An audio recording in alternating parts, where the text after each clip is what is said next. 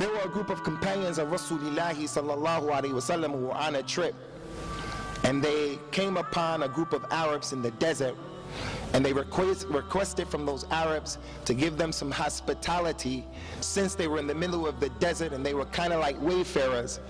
Because those Arabs weren't Muslims and they had enmity towards the Muslims, they refused to give them any hospitality. So the companions, under the emirship of Abu Sa'id al-Khudri radiyallahu anhu, they continued their trip. Allah Ta'ala caused the leader of those people who refused the hospitality to the companions to be stung by a scorpion or bit by a poisonous snake. He was dying from the poison.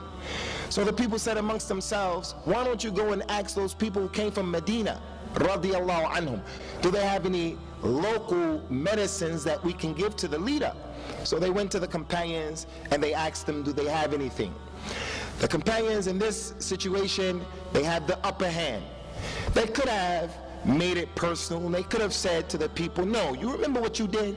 You guys refused us hospitality, so we're not doing anything for you. But that wasn't the way of the companions, and that's not the way of the Muslims.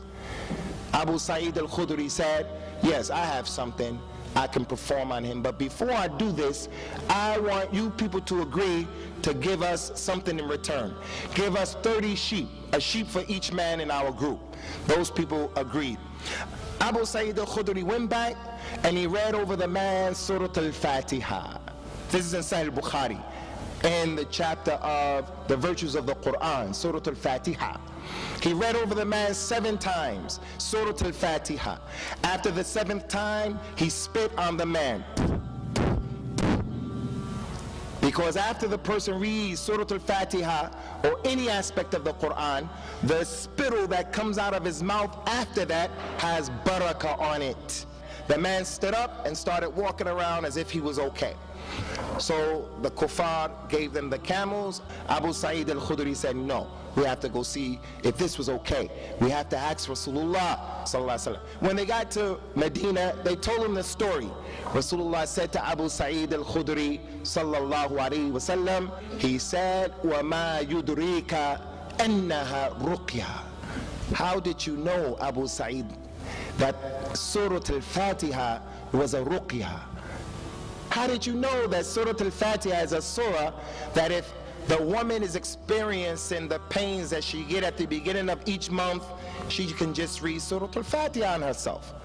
The person who's suffering from some type of sickness or disease, before spending money to go to the doctor or here or there, he uses the Quran.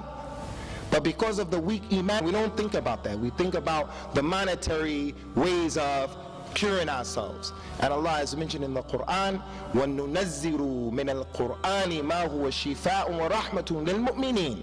We have revealed in the Quran that which is a shifa and a rahmah to the believers.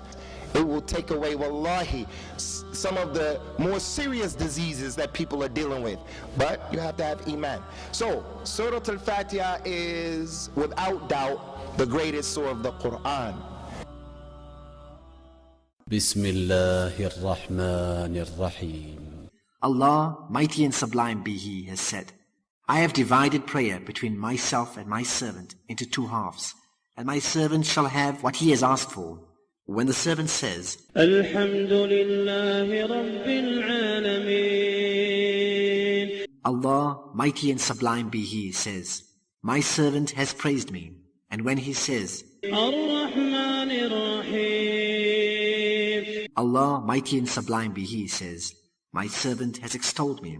And when he says, Malik Yawmiddin, Allah says, my servant has glorified me. And on one occasion he said, my servant has submitted to my power. And when he says, إِيَّاكَ نَعْبُدُ وَإِيَّاكَ نَسْتَعِينُ, he says, this is between me and my servant shall have what he has asked for. And when he says,